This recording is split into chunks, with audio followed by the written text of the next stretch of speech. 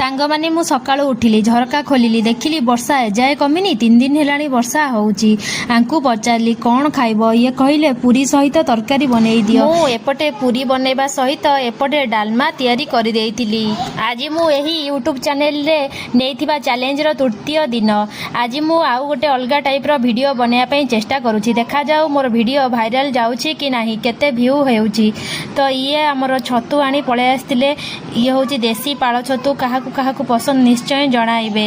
ଏହି ଛତୁର ସ୍ୱାଦ ଆଉ ବାସ୍ନା ସମ୍ପୂର୍ଣ୍ଣ ନିଆରା, କାରଣ ଏହା ପ୍ରାକୃତିକ ଉପାୟରେ କୁଟା ସଢ଼ିକି ଫୁଟିଥାଏ ବର୍ଷା ହେଲା ପରେ ପରେ ଖରା ଅଳ୍ପ ପଡ଼ିଲେ।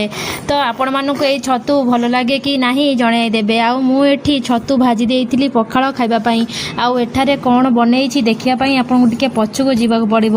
ତାପରେ ଆମର ଆସିଥିଲା ଆଜି ମଟନ୍। ତ ମଟନ୍କୁ ଭଲ ଭାବରେ ମ୍ୟାରିନେଟ୍ କରି ମୁଁ ରଖିଦେଇଥିଲି। ହଳଦୀ, ଲୁଣ ଆଉ ସୋରିଷ ତେଲ ଦେଇ ଭଲସେ ଗୋଳେଇ ଗାଳେଇ କିଛି ସମୟ ପାଇଁ ରଖି ମସଲା ପ୍ରସ୍ତୁତିରେ ଲାଗି ଯାଇଥିଲି। ସାଙ୍ଗମାନେ ମୁଁ ଏଠି ମଟନ୍କୁ ଭଲ ଭାବରେ ମ୍ୟାରିନେଟ୍ କରି ରଖିଦେଇଥିଲି। ତାପରେ ମୁଁ ରୋଷେଇ ସାରି ସମସ୍ତଙ୍କୁ ଖାଇବା ପରସି ଦେଇଥିଲି। ଆଜି ଖାଇବାରେ ଥିଲା ଗରମ ଭାତ ସହିତ ମଟନ୍ ତରକାରୀ, ସାଲାଡ଼ ଆଉ ପାମ୍ପଡ଼। ଆପଣମାନଙ୍କୁ ଯଦି ମୋ ଭିଡ଼ିଓ ଭଲ ଲାଗିଥାଏ ତାହେଲେ ଲାଇକ୍, ସେୟାର, କମେଣ୍ଟ ଏବଂ ସବସ୍କ୍ରାଇବ୍ କରିଦେଇ ଯିବେ।